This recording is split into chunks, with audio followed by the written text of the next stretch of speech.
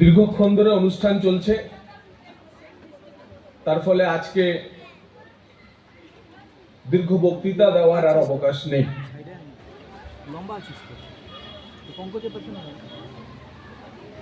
পশ্চিমবঙ্গ সরকারের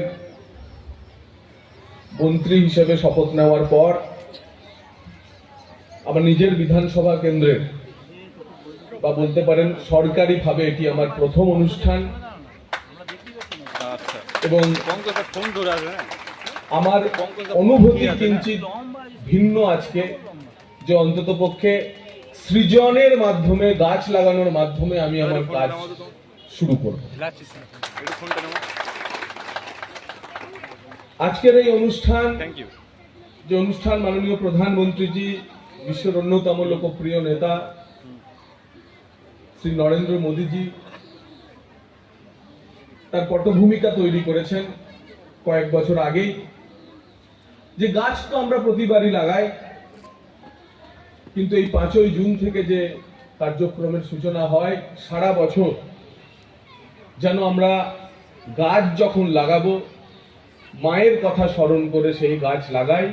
তাই আজ সারা ভারতবর্ষ জুড়ে এই দিনটি একটি গাছ মায়ের নামে এই আন্দোলন হিসেবে চলছে। মাননীয় জেলা সমাহর্তা মহাশয় এর একটি ব্যাখ্যা করেছেন আপনাদের সামনে, যে যেভাবে মা তার অপত্য স্নেহ দিয়ে সন্তানকে বড় করে তোলে, সেই মায়ের ঋণ যা কখনো ফেরানো যায় না, কিন্তু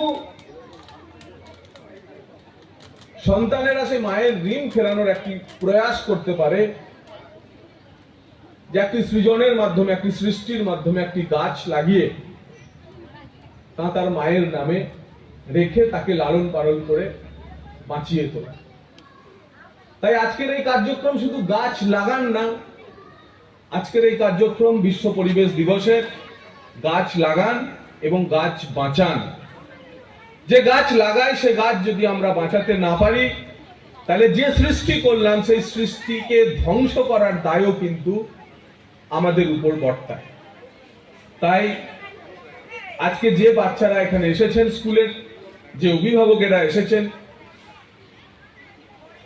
পশ্চিমবঙ্গ সরকারের পক্ষ থেকে তার প্রতিনিধি হিসেবে প্রত্যেকের কাছে আমার অনুরোধ, যে এই মায়ের নামে একটি গাছ আপনারা শুধু লাগাবেন